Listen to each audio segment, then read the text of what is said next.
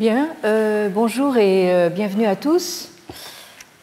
En reprenant la semaine dernière le fil de notre réflexion sur la question de savoir si la Chine est encore une civilisation, nous rappelions nos travaux précédents sur la formule désormais consacrée de la Chine présentée comme 5000 ans de civilisation continue, dont le Parti communiste chinois se revendique comme l'héritier pour le moins paradoxal. Et nous avons constaté l'intérêt pour le moins surprenant, marqué par le secrétaire général et désormais secrétaire perpétuel, M. Xi Jinping en personne, pour l'archéologie, à laquelle ont été consacrées pas moins de 2 séances d'études du bureau politique du comité central en septembre 2020, c'est-à-dire en pleine pandémie, et plus récemment en mai 2022, c'est-à-dire à quelques mois du 20e congrès. Donc 2 moments où on aurait pu penser que le secrétaire général en exercice aurait éventuellement d'autres choses à penser. Alors la semaine dernière, en bons élèves disciplinés que nous sommes, nous avons poussé le zèle jusqu'à lire in extenso l'introduction de l'article rédigé par le même M. Xi Jinping à l'issue de cette séance du mois de mai dernier, article paru dans la revue Qiushi de juillet, Qiushi qui est donc l'organe direct du comité central du Parti communiste chinois.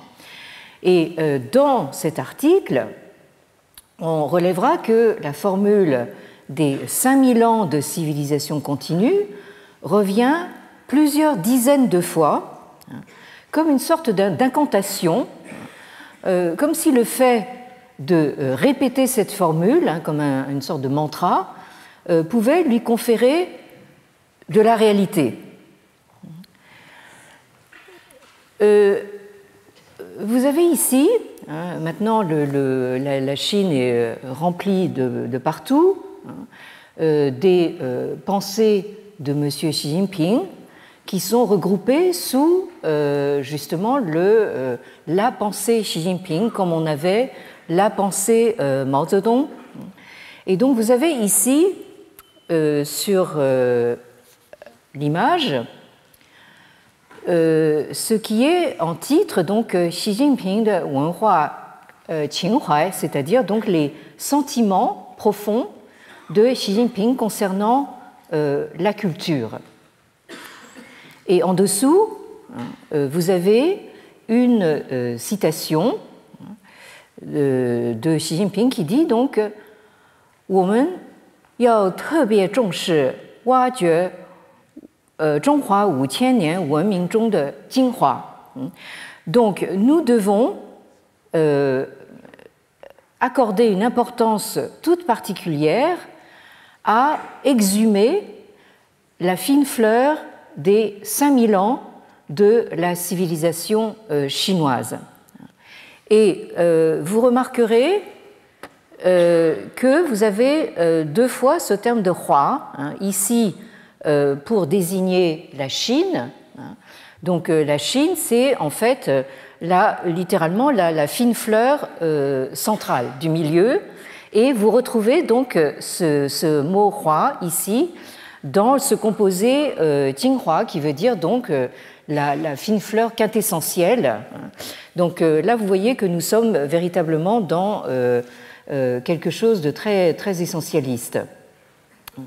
Et donc cette photo que vous voyez ici, c'est l'entrée du jardin de Zhuxi. Alors Zhuxi, c'est un très grand penseur du XIIe siècle qui a vécu de 1130 à 1200, sous la dynastie des Song du Sud, hein, et qu'on a quelquefois rapproché de Thomas d'Aquin dans notre tradition européenne pour son envergure et son travail justement sur l'héritage classique. Alors vous voyez ici donc notre secrétaire général en visite en mars 2021 au mont Wuishan dans le Fujian, où donc ce penseur Zhu Xi est né et a été en poste en tant que fonctionnaire lettré. Vous aviez donc dans la Chine impériale ces lettrés qui passaient donc les concours dits mandarinaux, les concours civils, pour entrer dans la bureaucratie impériale et qui se mettaient donc au service de l'empereur et de l'État impérial. Alors, cette visite de Xi Jinping sur un site associé à Zhu Xi me rappelle, je me permets ici une anecdote personnelle, elle me rappelle la discussion assez animée que j'ai eue avec mon beau-père, feu monsieur Wang Guozhong, qui était donc le père de mon mari, Wang Yun, qui lui-même est décédé d'un cancer il y a 10 ans. Donc mon beau-père, quand il était encore de ce monde, a fait le voyage avec moi et mon mari sur ce même site de Wuishan, et nous avons eu cette discussion justement à propos du même Zhu Xi. Alors pour mon beau-père, qui, je le souligne, était lui-même membre du parti et qui a été éditeur de son métier. À un moment donné, c'était lui qui dirigeait les éditions scientifiques de Shanghai avant la Révolution culturelle, pendant laquelle il a été envoyé s'occuper des cochons dans une ferme de rééducation. Donc, c'était quelqu'un que j'aimais beaucoup, que j'admirais beaucoup, qui était comme moi un passionné de livres. Chez lui, il y avait des livres absolument partout, des piles entières, et pourtant, c'était après la Révolution culturelle, c'est-à-dire au moment où, avant d'être envoyé garder les cochons, donc il avait dû se défaire d'une très grande partie de sa bibliothèque, attaqué par les gardes rouges qui avaient estimé que ce qu'il avait était pas tout à fait dans la ligne du parti, était trop bourgeois, donc c'est comme ça qu'il a perdu une grande partie de sa bibliothèque qui était des traductions de littérature étrangère, russe, française, anglaise, etc. Et mon mari se rappelait qu'en jeune adolescent, il devait accompagner donc son père pour porter des piles de ces livres pour ensuite aller les brûler en place publique. Donc, je vous avais montré l'année dernière ces scènes de véritables autodafé, donc des livres qu'il fallait emporter à brûler. C'est comme ça que ça bibliothèque a disparu, mais n'empêche que, enfin moi je l'ai connu évidemment après la Révolution culturelle et il avait encore tous ces livres chez lui.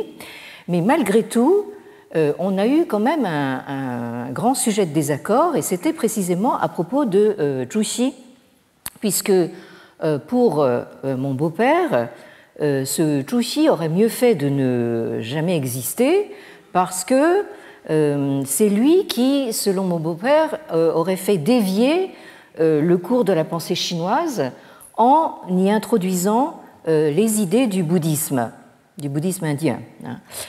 Alors que pour moi, au contraire, et ça je pense que ceux qui me connaissent un peu le savent, c'est précisément l'introduction du bouddhisme en Chine, à partir de l'Inde, et son assimilation par de très grands penseurs comme Zhu Xi, mais il est loin d'être le seul, c'est précisément cela qui a suscité une véritable renaissance de la pensée chinoise. Et je dis à qui veut l'entendre que pour moi, en fait, je ne donnerais pas cher en fait, du destin de la pensée chinoise s'il n'y avait pas eu cet apport du bouddhisme. Bon, alors je ferme la parenthèse et cette anecdote personnelle, mais si vous voulez savoir ce que Zhu Xi lui-même a pu dire, alors évidemment, ça occupe presque toute une bibliothèque, hein, mais en attendant, nous avons un échantillon dans notre bibliothèque chinoise des belles lettres de ces budets chinois à couverture bleue dont je vous entretiens depuis un certain temps. Et vous avez ici donc de Zhu Xi un mémoire scellé sur la situation de l'Empire, qui est paru donc aux belles lettres en 2013 dans la traduction et la présentation de Roger Darobert, un de nos excellents collègues sinologues qui a fait sa carrière à Paris-Ouest, Paris-Nanterre, mais qui est, je peux dire, un des plus grands spécialistes de Zhu Xi ici en France. Alors, ce mémoire scellé a été rédigé en 1188 par Zhu Xi, et il est scellé parce que c'est un mémoire confidentiel qui était destiné à l'empereur des Song, Xiaozong, et qui dresse un implacable réquisitoire face à la corruption et à l'incurie du système politique de son époque, et qui propose la mise en œuvre de réformes visant à corriger les institutions et à redresser le pays. Donc vous voyez qu'on a beau être au XIIe siècle, c'était déjà d'actualité. Et donc je me permets de m'adresser au camarade Xi Jinping pour lui recommander la lecture de ce mémoire et de ne pas se contenter d'aller faire une visite touristique au mont Wuyi.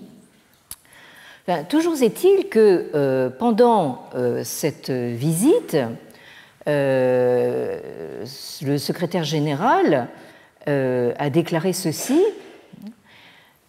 Alors là, il est vraiment spécialiste de ces phrases immortelles. Donc, si nous n'avions pas eu 5000 ans de civilisation chinoise, comment aurions-nous pu avoir les caractéristiques chinoises? Ça, c'est encore un mot-clé du vocabulaire actuel, donc les caractéristiques chinoises, zhongguo tese. Bon.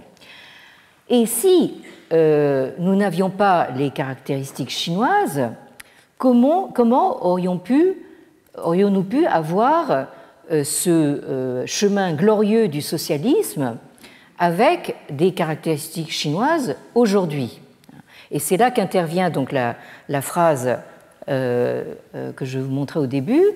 Nous devons donc accorder une attention toute particulière à exhumer donc ces 5000 ans de la fine fleur de la civilisation chinoise. Et donc l'essence, la quintessence de la civilisation aujourd'hui, qu'est-ce que c'est?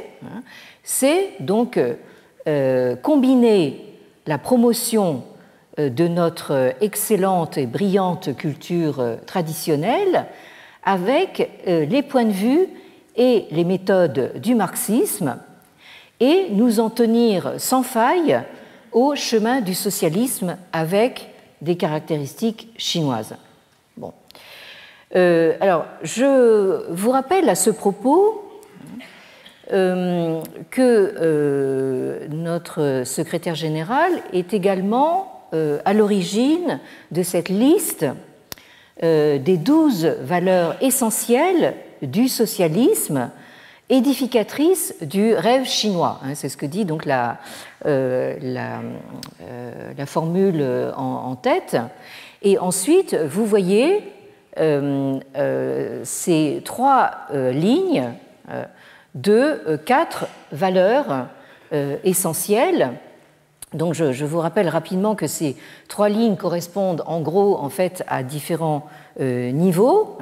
Vous avez d'abord le niveau de politique de l'État, ça c'est la première ligne. La deuxième ligne, c'est le niveau de la société, d'accord, du corps social. Et le troisième niveau, c'est au niveau individuel. Alors je rappelle rapidement, donc sur la première ligne, vous avez en tout premier lieu, et ça ce sera important pour nos considérations de cette année, Fuqiang, c'est-à-dire donc richesse et puissance. Ensuite, vous avez Minzhu, croyez-le ou non, démocratie. Ensuite, vous avez notre fameux Wenming, donc civilisation. Et enfin, Hexie, donc l'harmonie ou la concorde.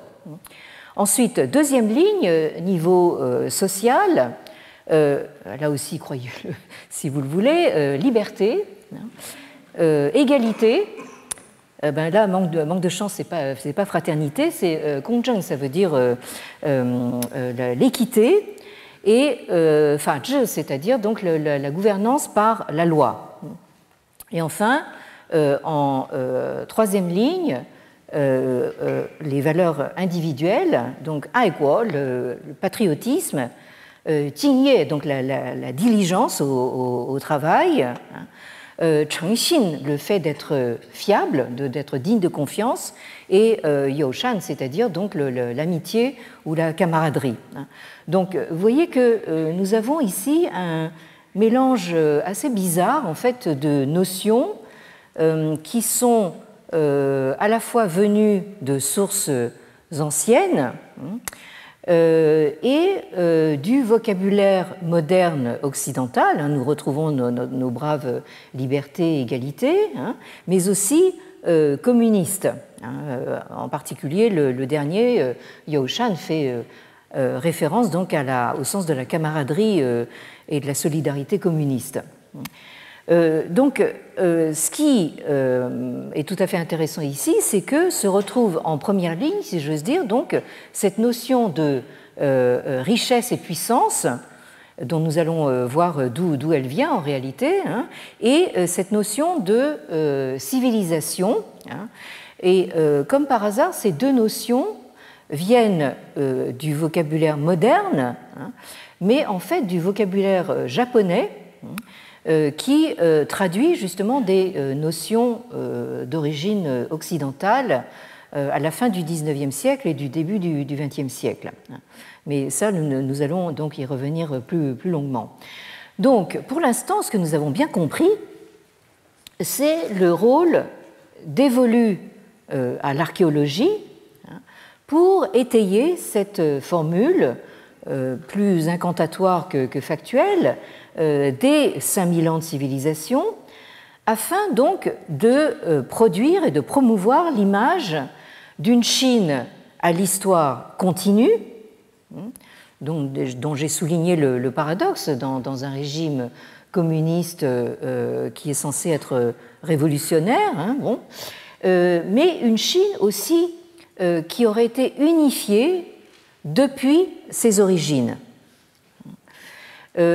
Nous avons l'année dernière observé l'insistance des fouilles archéologiques sur la centralité de la civilisation chinoise, qui serait née dans la plaine centrale, qu'on appelle Zhongyuan, du bassin moyen du fleuve Jaune.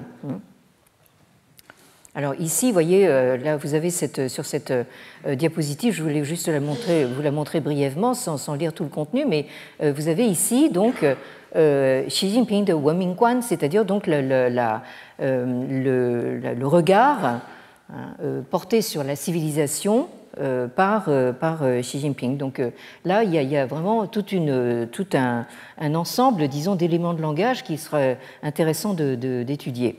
Alors, nous rappelions la dernière fois justement ces fouilles qui sont pratiquées depuis quelques années sur le site de Shuanghuaishu, que vous voyez ici sur le bassin moyen du fleuve Jaune, près de la ville actuelle de Zhengzhou. Alors, dans ces fouilles archéologiques et leur interprétation par les archéologues et par les historiens, on insiste beaucoup sur justement cette notion de zhong, c'est-à-dire cette notion de milieu ou de centre. Donc le berceau de la civilisation chinoise se trouverait donc au centre de la Chine. Et nous avions vu que ce site a fait l'objet d'une dépêche du quotidien du peuple datée du 9 mai 2020 et il est censé démontrer que la civilisation chinoise était déjà développée dans ce bassin moyen du fleuve Jaune il y a 5300 ans. Alors si vous faites le calcul, ça tombe vraiment très bien parce que ça permet justement d'égaliser avec l'Égypte. Alors, ces fouilles archéologiques qui ont été elles aussi menées à grands frais et financées directement par l'État chinois, donc elles ne sont pas du tout dans la même déréliction que les fouilles archéologiques chez nous, nos collègues archéologues ont toutes les peines du monde à se faire financer enfin, des fouilles ici parce qu'ils se rencontrent des tas d'obstacles et surtout ils manquent de financement. En Chine, ils seraient vraiment heureux. Bon.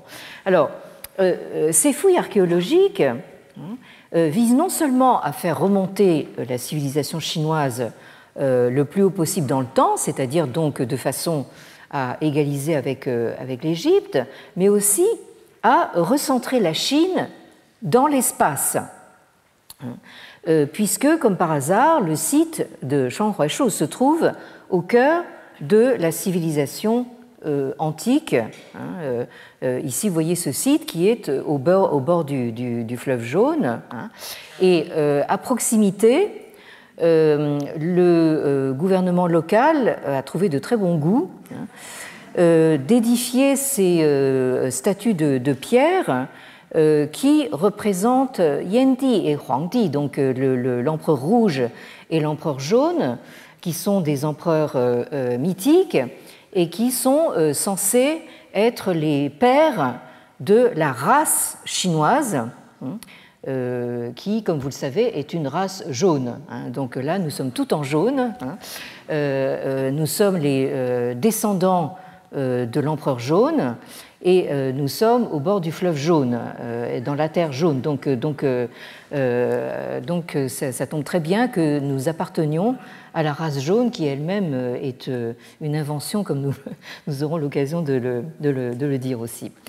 Alors, ces historiens en chef, chargés d'analyser et d'interpréter les résultats des fouilles, n'hésitent pas justement à relier les traces de cette civilisation représentée sur le site de Shanghuaishu à la figure de l'empereur jaune, Huangdi, ce qui évidemment manque pas d'une certaine audace puisque, comme je viens de le dire, l'empereur jaune est un personnage totalement mythique.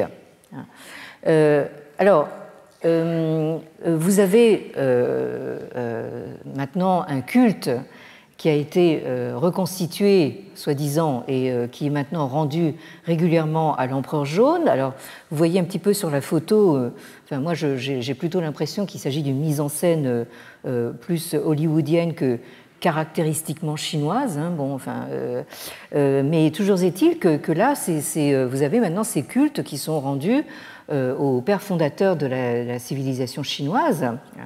Mais on voit bien que le but ici est de donner de la réalité archéologique à cette idée d'une centralité chinoise Han qui aurait existé depuis toujours.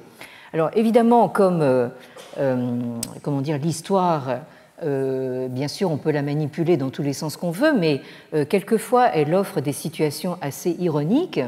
C'est que en réalité, c'est précisément près de cette même ville de Zhengzhou que se passent actuellement les manifestations sur le site de Foxconn. Donc là, peut-être que la centralité chinoise va finir par exploser à partir de son centre. Bon.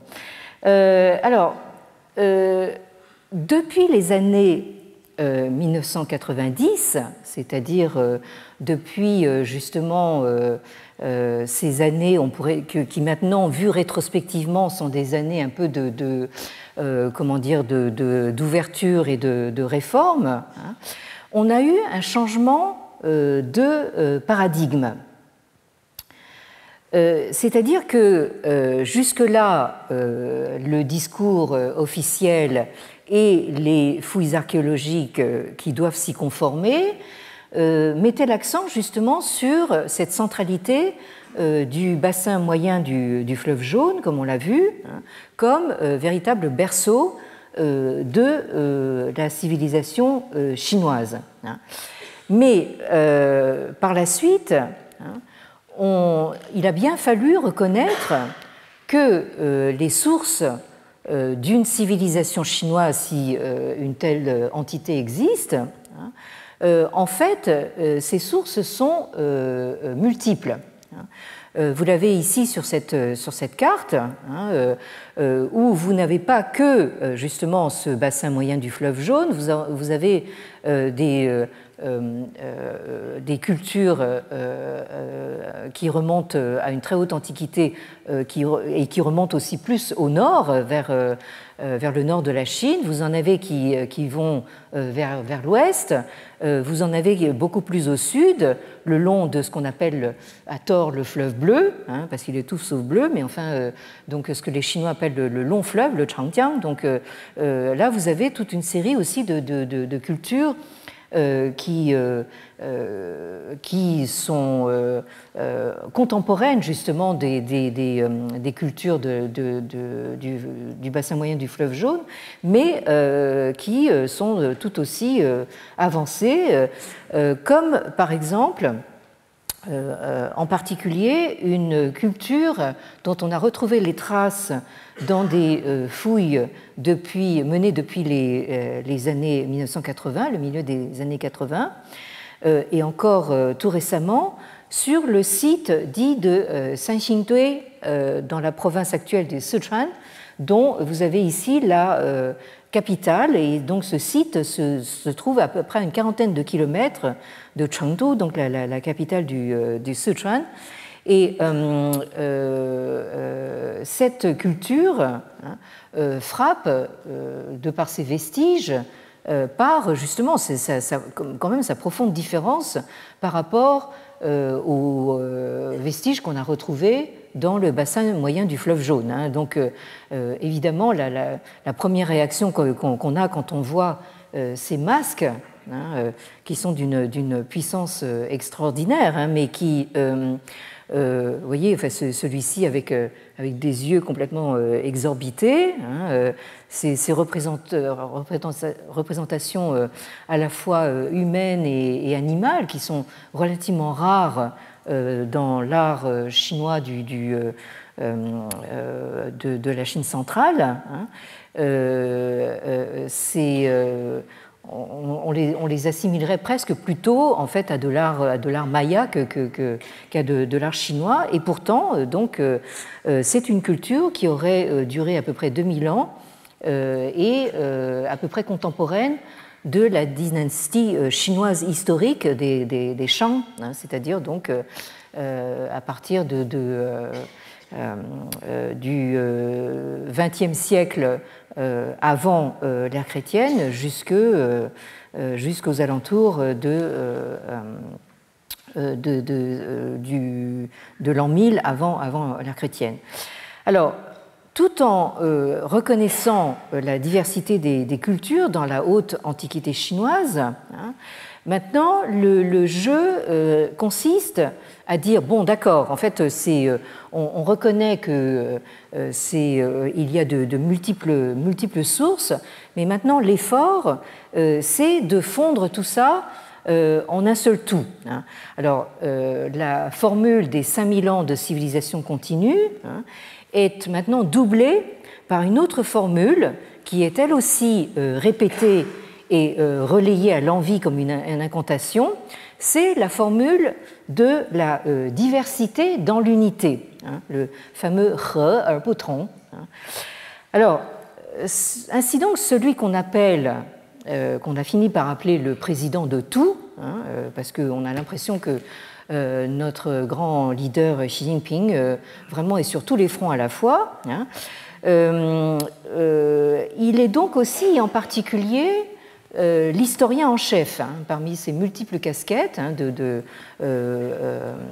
chef du parti, chef de l'armée, chef de l'Assemblée du peuple, etc. Donc il associe la casquette d'historien en chef et sa lecture de l'histoire de Chine, qu'il dicte et qu'il martèle en tout temps et en tout lieu, comme on l'a vu, s'applique non seulement à la Chine proprement dite, c'est-à-dire ce qu'on appelle la Chine Han, c'est-à-dire cette Chine centrale, mais aussi, et c'est ça qui est plus inquiétant, à sa périphérie, c'est-à-dire actuellement depuis le Tibet et le Xinjiang, le pays des Ouïghours, jusqu'à Hong Kong et Taïwan, qui sont pourtant autant d'univers hétérogènes qui sont tous maintenant sommés de s'identifier à la thèse des 5000 ans de civilisation chinoise unique et continue. Alors, vous avez ici justement encore une autre formule du président Xi sous la forme d'un yulu, c'est-à-dire donc d'un propos enregistré à la façon des Mao Zedong Yulu, c'est-à-dire donc des propos du président Mao qui étaient regroupés dans le fameux Petit Livre rouge. D'une certaine façon, nous avons ici une sorte de rappel, de répétition justement de la pensée Mao Zedong dans cette nouvelle pensée Xi Jinping. Et dans cette formule, donc le grand leader nous dit que la civilisation chinoise est très extensive et va très en profondeur. Elle dérive d'une très longue tradition et, c'est la partie qui nous intéresse ici, elle est formée des 100 rivières et cours d'eau que sont donc les cultures nationales, les multiples cultures minoritaires nationales qui forment justement ce grand tout. Et c'est aussi intéressant de noter que ce propos a été tenu donc le 12 juillet 2022, donc tout récemment, lors d'une tournée d'inspection du président Xi Jinping au Xinjiang, donc chez les Ouïghours. Alors, tout ça nous rappellerait un peu, excusez-moi d'être toujours aussi, comment dire, gallo-centré, mais ça nous rappellerait presque la fameuse formule « nos ancêtres les Gaulois », à une époque pas si lointaine, puisque moi-même je l'ai connue, quand j'étais à l'école maternelle ici à Paris, je me souviens d'avoir entendu encore cette formule « nos ancêtres les Gaulois ». Et qui, je vous le rappelle, aussi a été martelée donc à tous les écoliers de France et relayée jusque dans les colonies françaises en Asie et en Afrique. Donc là, nous avons quelque chose un petit peu du même ordre. Alors, ce que je trouve absolument formidable, c'est que une telle thèse d'une civilisation chinoise unique et continue se trouve étayée même par des généticiens, figurez-vous.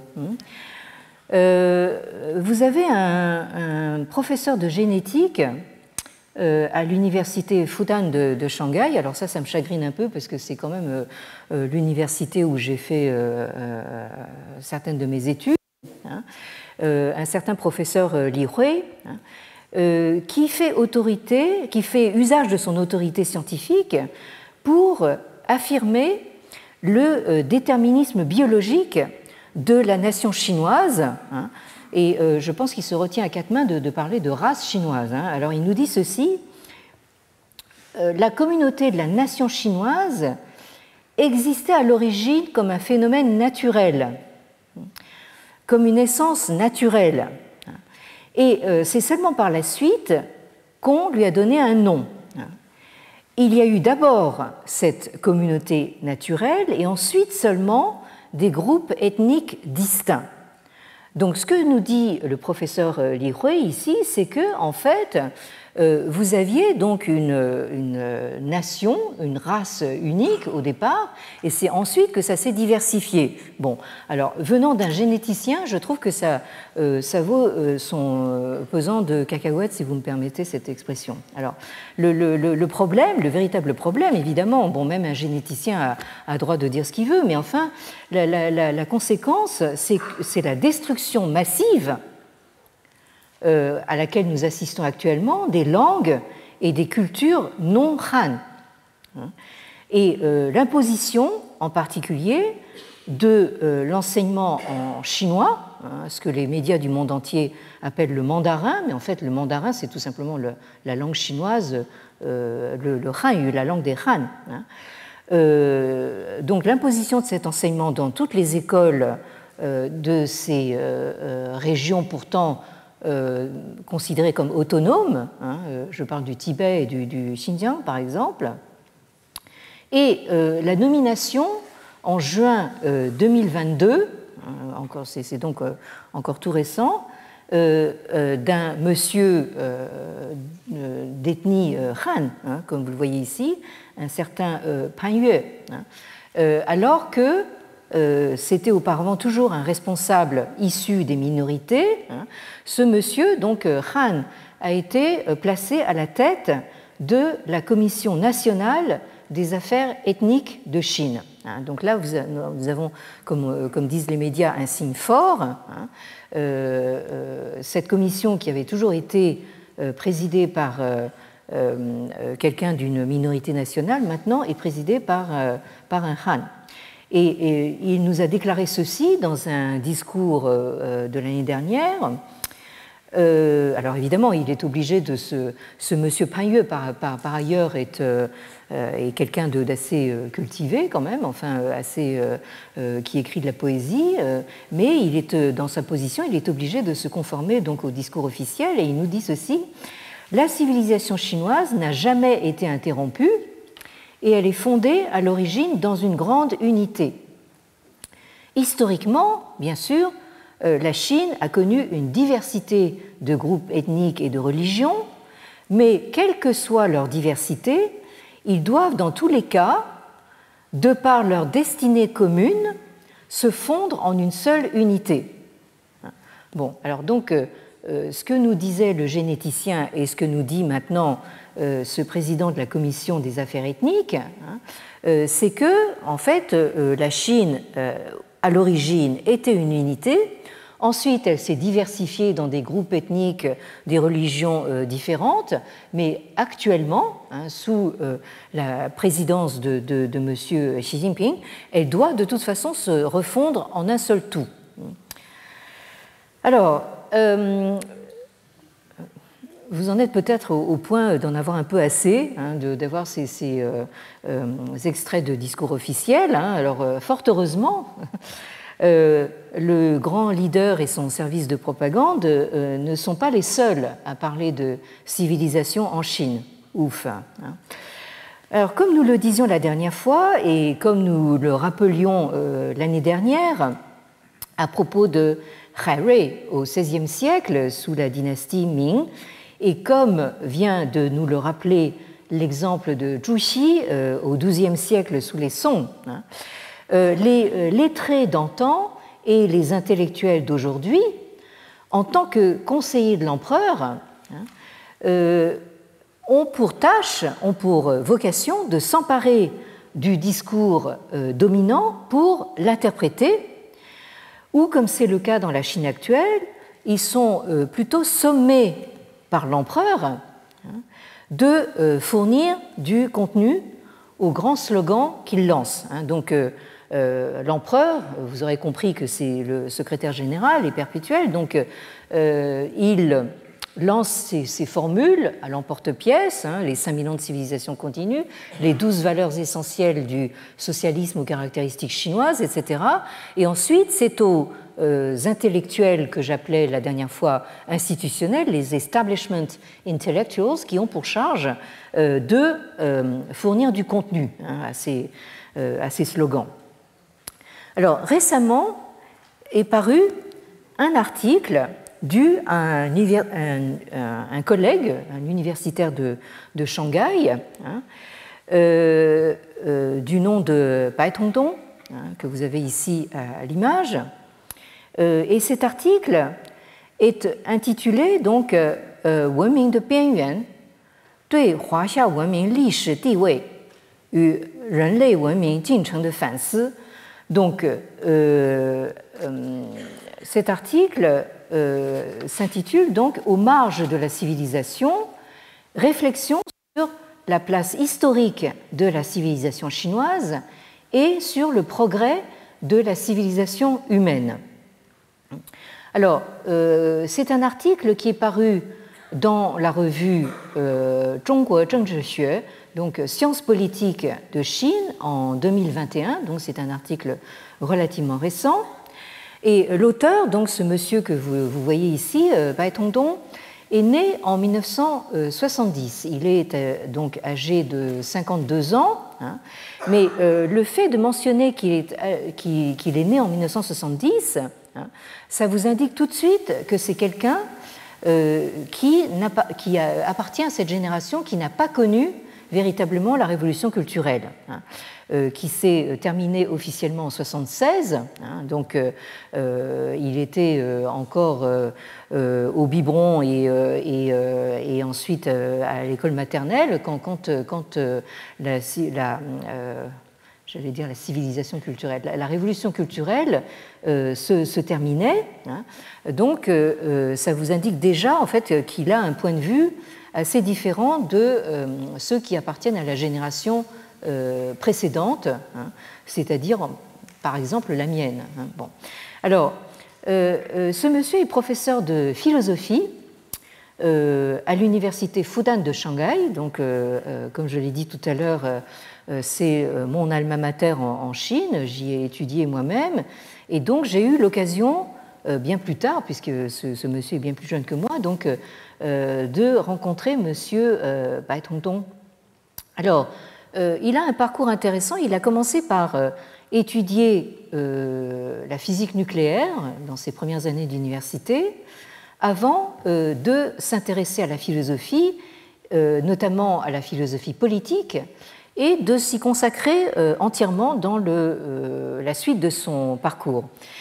Alors, l'autre chose intéressante dans son CV, c'est qu'il a obtenu son doctorat, qui est un PhD, aux États-Unis, à l'université de Boston, et il a enseigné aux États-Unis pendant plusieurs années avant de retourner en Chine. Donc, à la différence de pas mal de collègues chinois, donc c'est quelqu'un qui parle couramment anglais et qui, de fait, a publié certains de ses ouvrages importants en anglais. Vous avez ici un ouvrage qui est paru aux États-Unis chez Z-Books en 2012, il y a exactement 10 ans, qui s'intitule China, the Political Philosophy of the Middle Kingdom. Donc la Chine, la philosophie politique du royaume du milieu, du pays du milieu, avec le caractère zhong qui veut dire donc centre ou milieu sur la couverture. Donc là, ne serait-ce que de par le titre, vous voyez que c'est quelqu'un qui adhère donc justement à cette idée de la centralité chinoise, mais sans être un ultranationaliste acharné comme le sont certains de ses autres collègues en Chine.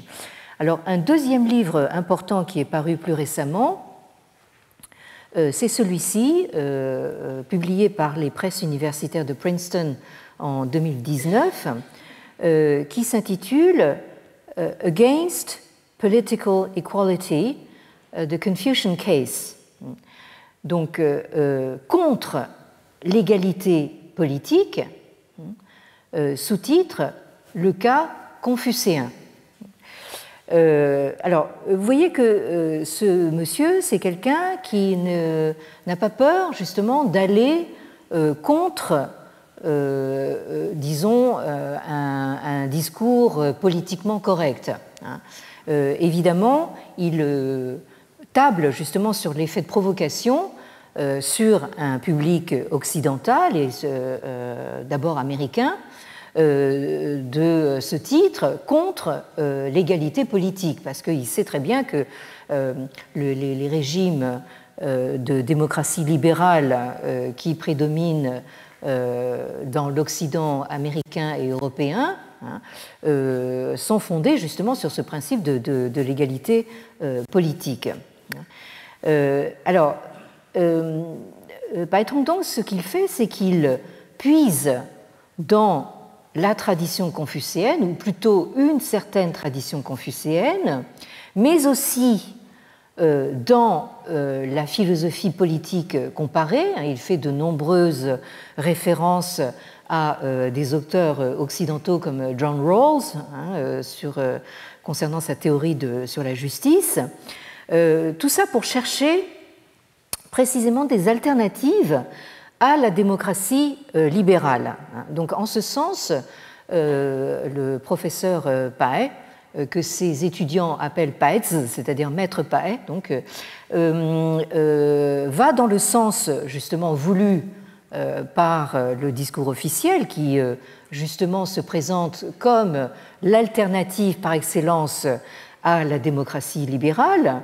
Mais Baitongdong, lui, est quand même un de ces intellectuels chinois en vue qui tente malgré tout de maintenir la discussion ouverte avec les élites américaines et sur des problématiques qui sont susceptibles de les intéresser. C'est quand même pas pour rien que les presses universitaires de Princeton aient accepté de publier ce livre. C'est parce qu'elles estiment qu'il a quand même quelque chose à dire. Bon, alors, nous aurons l'occasion évidemment de revenir justement sur les thèses de ce qu'on peut appeler ces néo-confucéens en Chine, parce que notamment dans les 30 dernières années, ils ont quand même tenu le haut du pavé, parce que ce sont eux qui ont remis au goût du jour encore une fois, certaines interprétations et certaines versions de ce qu'ils ont compris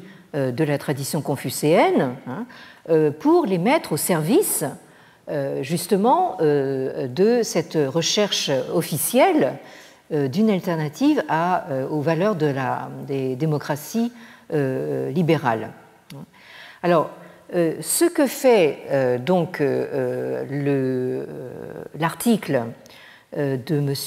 Baitongdong ici, c'est que, en gros, et là, c'est pour ça que je trouve que c'est un article intéressant, c'est que il ne se conforme pas justement à ce mantra officiel des 5000 ans de civilisation, parce que ce qu'il dit, c'est que, là je vous fais un résumé, mais nous allons ensuite entrer dans le détail, mais c'est que il reconnaît que les civilisations les plus anciennes se sont développées d'abord en Égypte et en Mésopotamie, et la Chine, qui est en fait située un petit peu aux marges de la civilisation, comme il intitule son article, c'est-à-dire vraiment aux confins du continent eurasien, est arrivé plus tard sur le marché, si j'ose dire, de la civilisation, et malgré tout a quand même réussi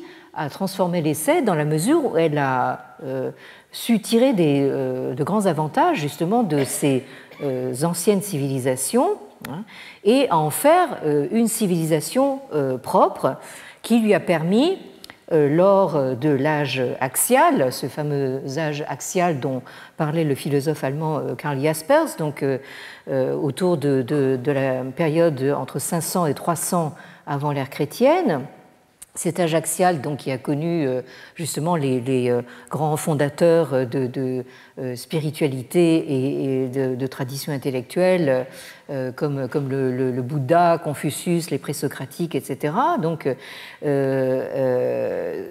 il faut quand même reconnaître qu'elle ne fait pas partie du club très fermé justement des fondateurs de civilisations les plus anciennes, hein, et qu'ensuite elle s'est développée de sa manière propre.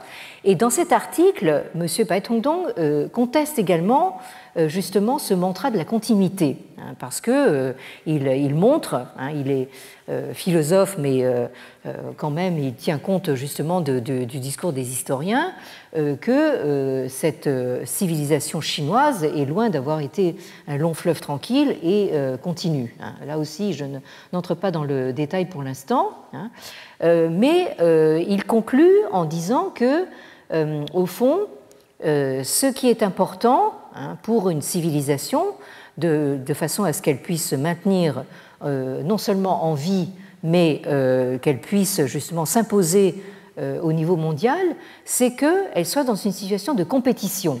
Donc ici, Pai Tongdong rejoint justement cette vision de la compétition qui lui vient probablement de sa formation américaine, hein, et qui met la Chine justement en compétition avec le reste du monde. Alors, je commence tout juste par analyser son article, qui me paraît vraiment digne d'intérêt. Il commence par citer un ouvrage qui a été un best-seller aux États-Unis. Là, la couverture de cet ouvrage vous dit que déjà 1 million d'exemplaires ont été vendus, d'un monsieur qui s'appelle Jared Diamond, que vous voyez ici, donc, et dont vous voyez, donc c'est quelqu'un qui est à la fois en fait un anthropologue, mais qui s'intéresse aussi à la paléontologie, qui s'intéresse à l'histoire de l'humanité, et qui donc est l'auteur de ce livre que cite Pai Tongdong et qui s'intitule Guns, Germs and Steel, A Short History of Everybody for the Last 13,000 Years. Bon, alors, des guns, des armes, des canons, enfin des armes, des germs, c'est-à-dire des microbes, des bactéries, et de l'acier, hein, une brève histoire de tout le monde, everybody, hein, depuis 13 000 ans. Donc là, Jared Diamond, alors là vraiment, enfin, je veux dire, nous écrase tous. Enfin bon, donc il fait remonter l'histoire de l'humanité à 13 000 ans. Hein. Et donc, Pai Tongdong le cite parce que au début de ce livre, hein, Jared Diamond, donc, qui est né en 1937, qui est donc maintenant un monsieur assez âgé, était en train de faire un terrain en Nouvelle-Guinée. Et donc, un monsieur local donc, lui a demandé pourquoi c'est l'Occident qui a conquis la Nouvelle-Guinée, hein, et pas l'inverse. Bonne question. Hein, bon, et c'est donc inspiré par cette question que Jared Diamond a écrit ce livre daté de 1997, hein, qui constitue une tentative de répondre à une telle question. Alors, donc il part de la constatation que pour qu'un groupe humain soit puissant, soit fort, hein, il faut qu'il soit nombreux, il faut d'abord beaucoup de monde mis ensemble. Hein. Et pas simplement donc beaucoup de monde, mais il faut justement le progrès et le développement d'une civilisation humaine, hein, qui justement ne peut pas se développer sans un groupe humain assez important. Alors, quand